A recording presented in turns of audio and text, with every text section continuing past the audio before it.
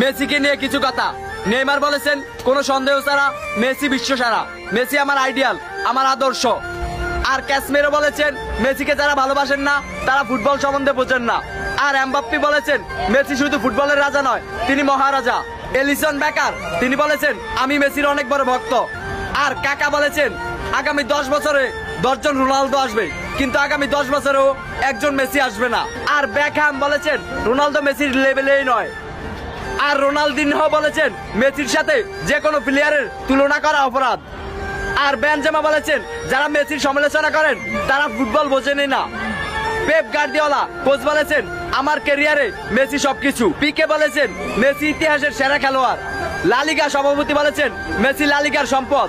আর প্লেকে জিজ্ঞাসা করা হয়েছে মেসি নাকি রোনালদো, তখন প্লে উত্তরে বললেন মেসি। তো আই লাভ লিও মেসি।